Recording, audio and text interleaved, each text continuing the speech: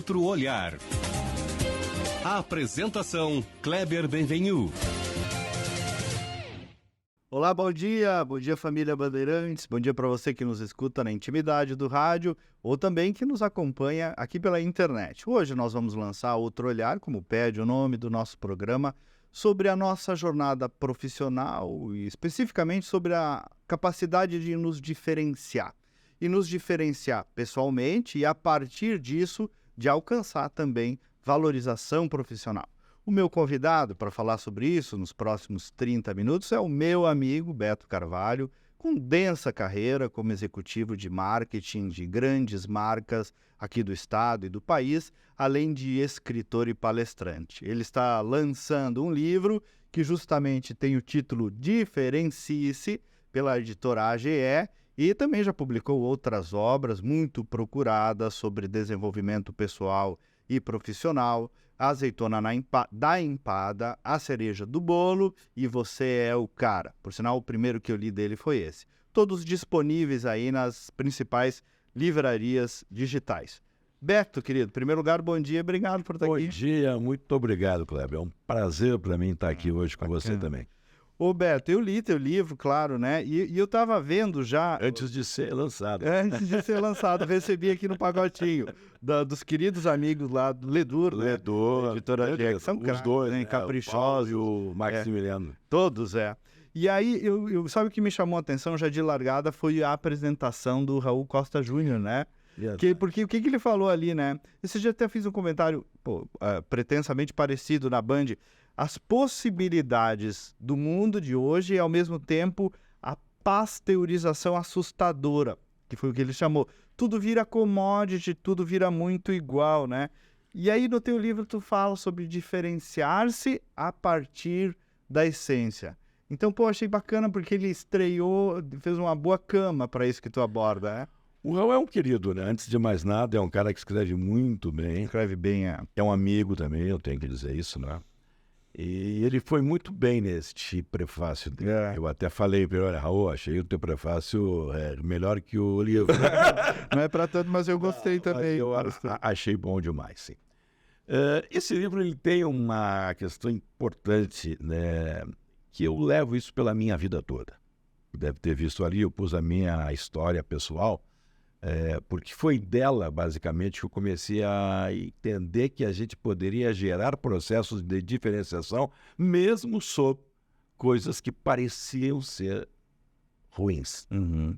Esse outro olhar, eu gostei muito do nome daqui do programa, porque é um outro olhar. A gente sempre olha as coisas ruins de uma forma... E não consegue ver nelas condições da gente poder buscar ali pontos de diferenciação. E a minha vida toda eu fiz ela construindo, em cima do contexto da diferenciação. Eu falava para ti até um pouquinho antes de nós começarmos o programa, que nós temos hoje uma questão importante. No mundo que a gente vive hoje, as pessoas estão sempre querendo ser melhores do que os outros. E é uma coisa que não deixa de ser uma determinada busca pessoal, ser melhor. Mas, sendo melhor, a questão é que você vai continuar sendo igual, apenas melhor. O que eu busco aqui com esse livro também é que a maneira de nós sustentarmos uma competitividade por mais tempo é através da diferenciação. Por isso que eu tenho nesse livro uma determinada frase que, para mim, ela resume muito o que o livro passa. E vou falar para aquela câmera, para você que me vê agora. Eu estou pela rádio? E também pela internet. Também. E quem está na rádio pode vir ver na internet. Também. Bom, a frase é a seguinte, está aqui nesse livro. Deixa eu pegar um pouquinho aqui. Ela está como apoio ao próprio título. A diferenciação pessoal é a essência. A valorização profissional é a consequência. Ou seja, tu está falando aí, no fundo, antes de tudo, de um processo de autoconhecimento. Exatamente. Não apenas, mas também disso. Não, o autoconhecimento, vamos chamar assim, é a base. Sem ele você não vai conseguir. Porque o que esse livro trata? Ele trata da gente descobrir os nossos dons, os talentos, transformar esses dons em pontos fortes, porque talento é base para tudo, mas não é tudo. Então, pegar esses dons, transformar em pontos fortes e fazer desses pontos fortes a nossa diferenciação. A partir da diferenciação, a gente, então, constrói aquilo que é a sublimação dessa diferenciação, que é a grandeza pessoal e que nós chamamos isso também de marca pessoal.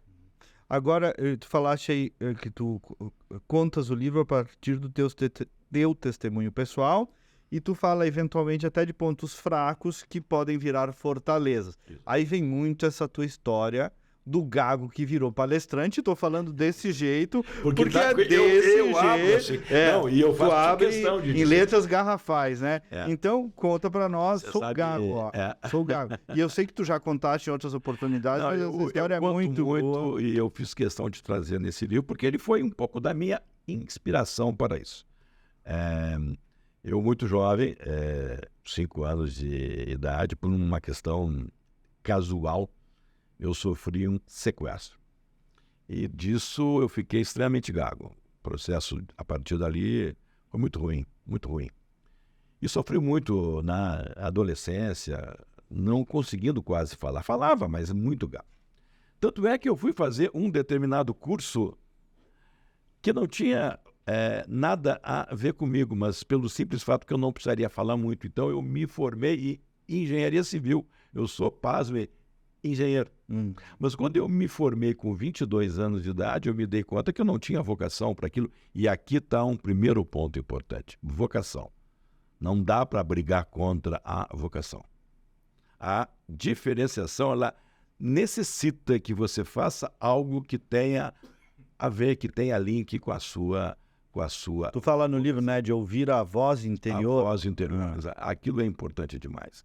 E aí eu fui fazer o curso, me formei com 22 anos, e aí quando eu me dei conta que eu deveria ser engenheiro civil e não tinha vocação, deu pra bola, não tinha conseguido. Eu tenho uma determinada frase que eu uso muito. Eu me dei conta que eu não nasci para viver na singularidade dos números, e sim para conviver na pluralidade das pessoas. E eu acabei, então, indo para uma área completamente diferente, uma área de ciências humanas, e eu fui ser vendedor, incrível. Isso é maravilhoso, que o gago que virou palestrante e o engenheiro civil que virou vendedor. Vendedor.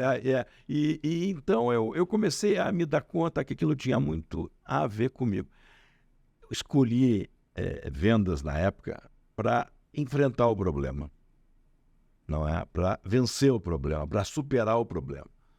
Mas mal sabia eu que a escolha pela solução virou a escolha da vocação. Porque eu comecei a me dar conta que o meu negócio era lidar com gente. E aí eu me deslanchei, vamos chamar assim, nessa área. Na área de vendas, na área de marketing. Fui fazer uma formação também de mestrado em marketing, que aí já é um pouco mais a minha outra área, que eu comecei a seguir. E a partir da situação de passar por isso, de vencer o problema, de superar esse problema, porque gago eu sigo sendo, apenas eu tenho hoje uma técnica, uma forma de poder diminuir essa forma de poder sentir. Não é? E essa própria história virou um diferencial. Tu soube embalar, sublimar. Eu diria assim, eu tive muita sorte na vida de ser gago. E tive muita sorte, incrível. Quando eu era garoto, eu chorava porque eu não conseguia falar. E hoje, olhando a vida pelo retrovisor, eu dou graças a Deus por ter sido gago. E você que às vezes me assiste agora aqui, que está assistindo, às vezes você tem algum problema, alguma dificuldade e acha que isso aí é o fim do mundo. Um outro olhar, gostei muito do programa, do nome, um outro olhar para isso pode ser a solução da sua própria vida. A gagueira me fez eu ler mais, estudar mais, me esforçar mais. Me deu uma imagem subliminar interessante. Eu não preciso dizer que eu tenho força de vontade, que eu tenho garra, que eu tenho personalidade. Eu não preciso dizer isso. Se auto-se-proclama. No que eu consegui mostrar ao longo da vida. E isso serve para todo mundo. Eu tenho dado palestras em todo o Brasil. Tu sabe, Beto, que teve um ano que eu atendi um cliente candidato no interior do estado que tinha também problema de voz, mas um problema mais parecido ao do Sérgio Moro. Uma voz meio... Sim, de dicção e a voz um pouco... trêmula, uma voz esganiçada, na verdade, né? E é um problema que ele na medicina não conseguia resolver. E daí nós criamos para ele, e a cidade toda falava aquilo num discurso, passa uma fraqueza, difícil de lidar. E aí ele abriu o programa de rádio falando do problema de voz dele, dizendo, mas vocês sabem que se eu não sou bom de falar, eu sou bom de fazer. E aí foi, e aquela voz virou até um detalhe interessante. Virou, né? na verdade. Isso. Não, você tem que transformar aquilo que pode parecer ruim em valor agregado. Eu tenho uma determinada frase que é antiga, batida, e que eu pus no livro, que até um determinado título, do limão à limonada. O limão está lá, eu não vou conseguir tirar o limão, isso aí é atávico, veio com o meu gene.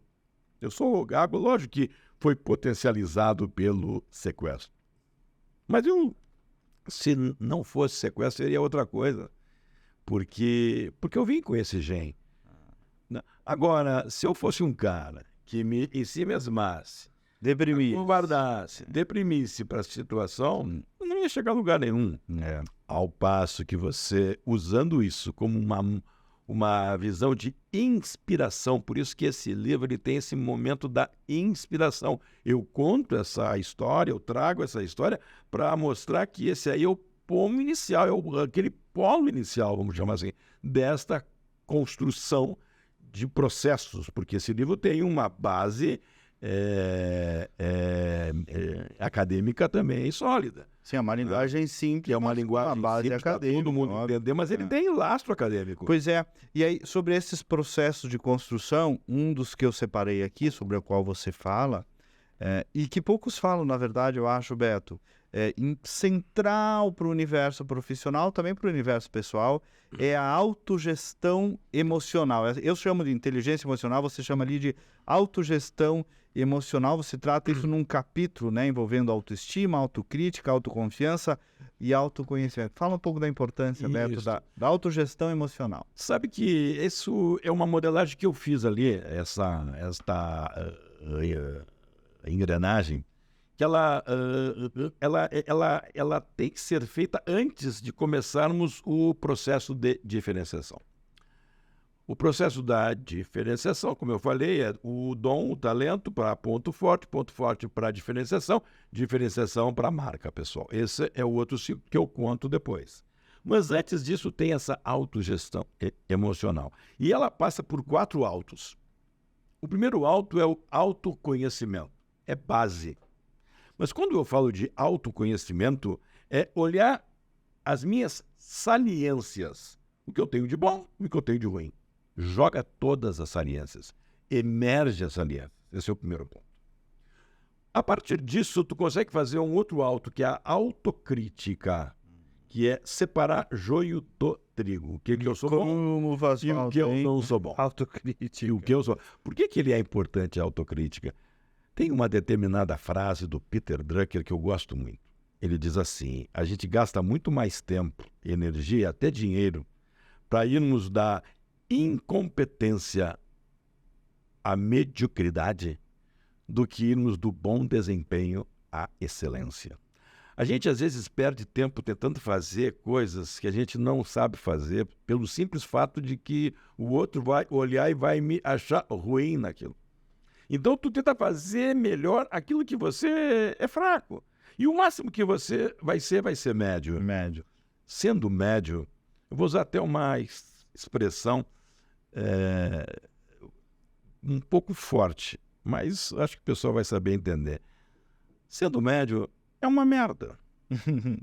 Porque tu não vai chegar, tu não vai conseguir É o criar. morno da Bíblia, né? O morno da... Desculpe até a minha expressão, mas é uma expressão para Mas é poder isso. botar no teu... Não vai que adianta nada. Agora, se tu der força, talento, tempo, estudo, conhecimento, treinamento, naquilo que você já é bom, você tem chance de ser ótimo. E sendo ótimo, você faz a diferença. Por isso que a autocrítica ela é necessária. A partir da autocrítica, tu consegue ver o que tu és bom.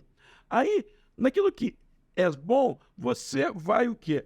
Vai transformar isso na autoestima. Pô, autoestima, cara, ela é chave, ela é base. Se você,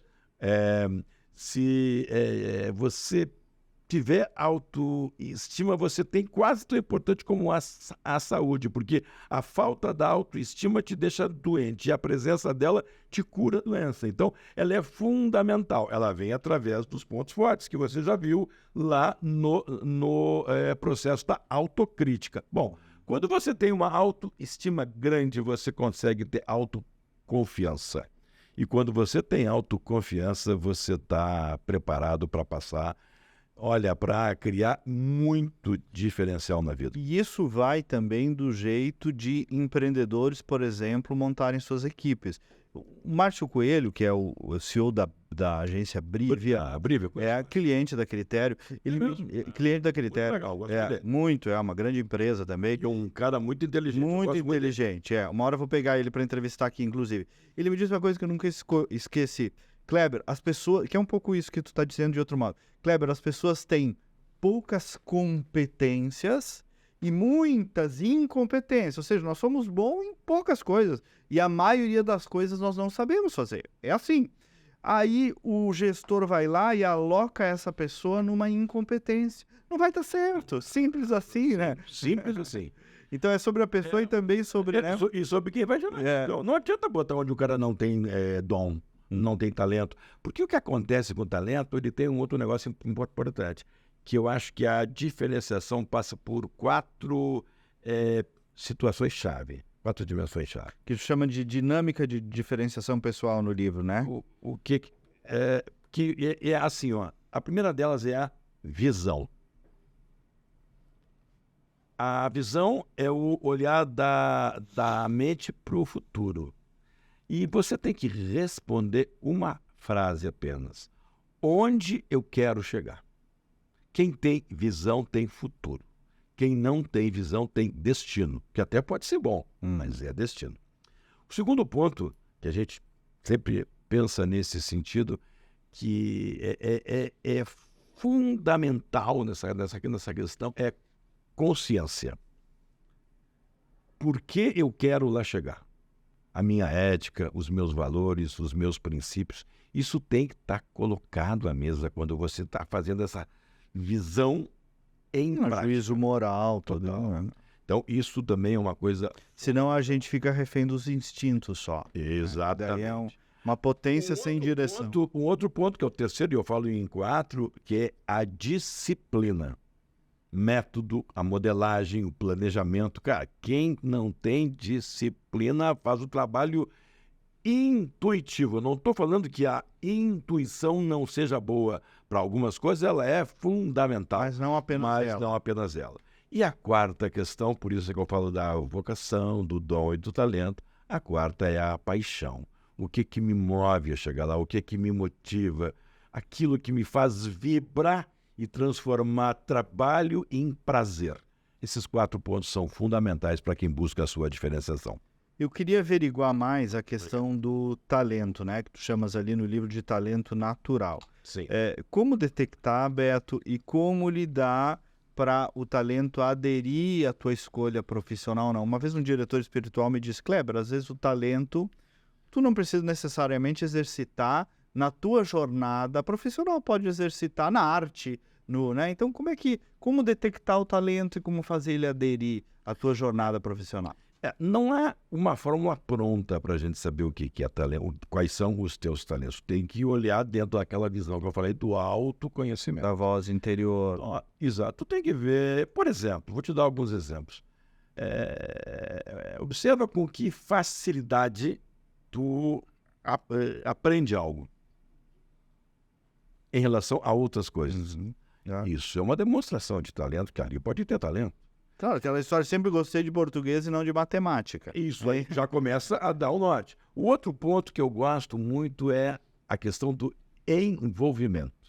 Aquilo que você faz, que você não olha para saber quanto tempo ainda falta, aquilo que você faz por prazer, aquilo que vai se envolvendo, não é? Que tu quer sempre saber coisas a mais, que tu tem uma sacada diferente em cima daquilo, sem ter livro nenhum, que tu cria aquilo ali, mostra que para aquilo tu tem talento.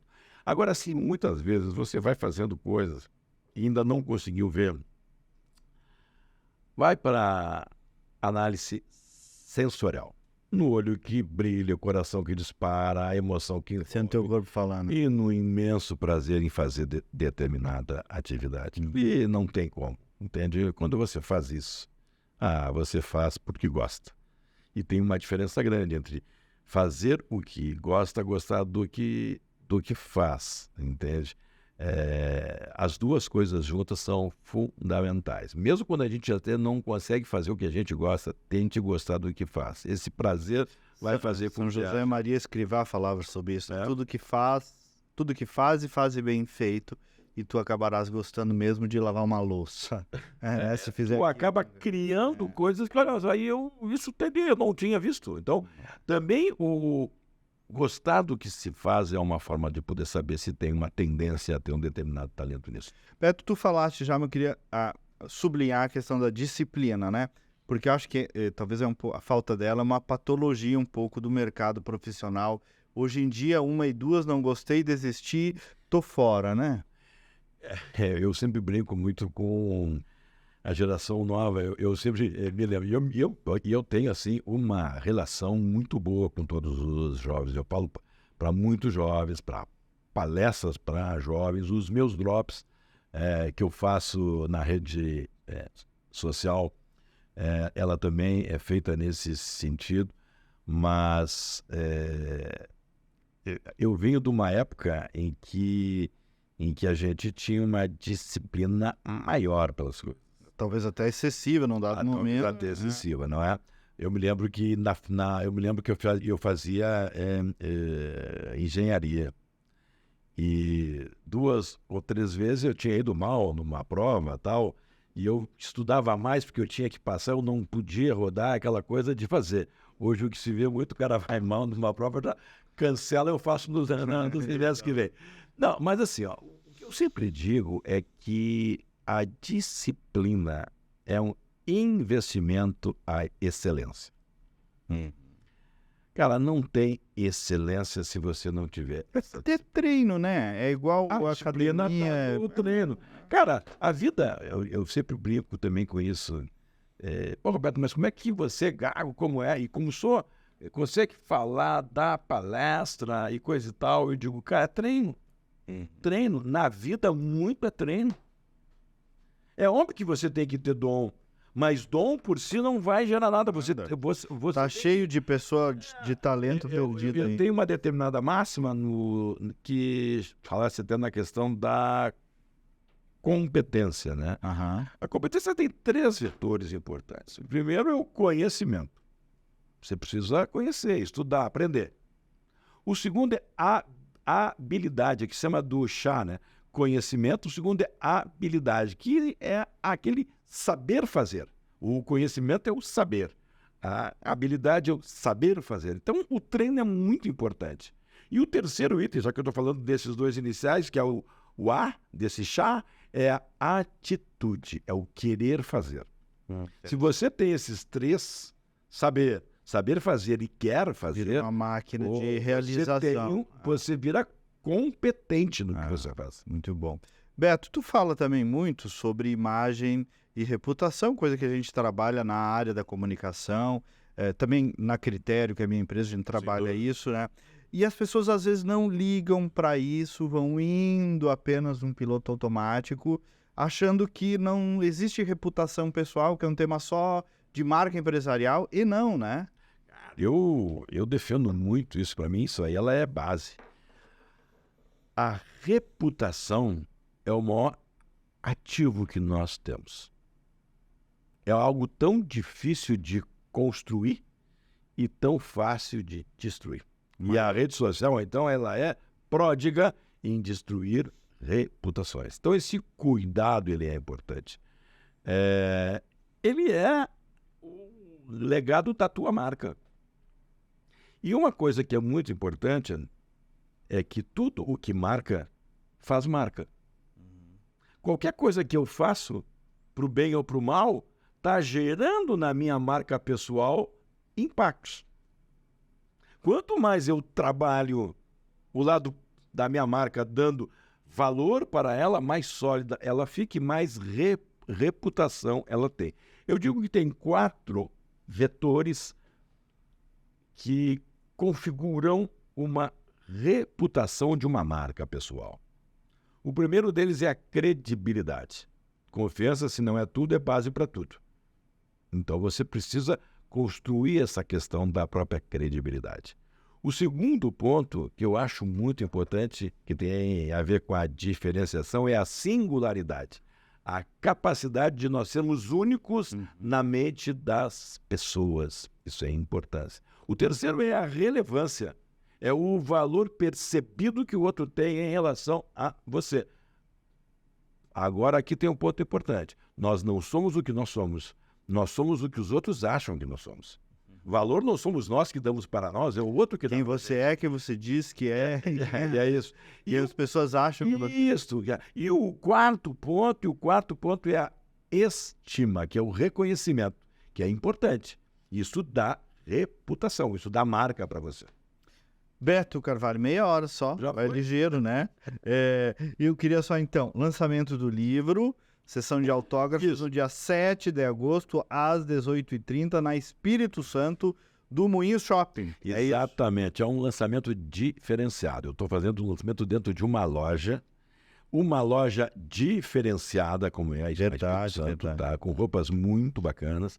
E vai ser muito bacana, vai ter uma recepção bacana para todos.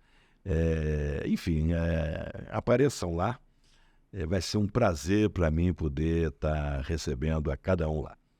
Beto, e tu fala aí nas redes sociais também. Cara, eu estou em todas as redes sociais, né? Mas eu lancei no início desse ano uma coisa nova chamada Drops do Carvalho.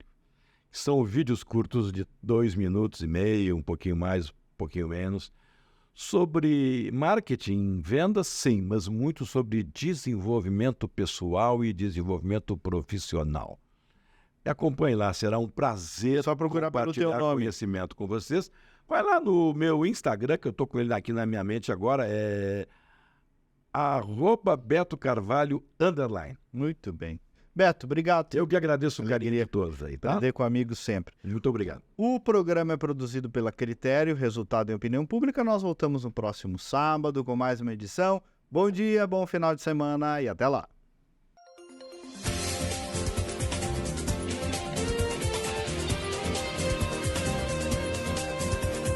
Outro olhar. Apresentação: Kleber Benvenu.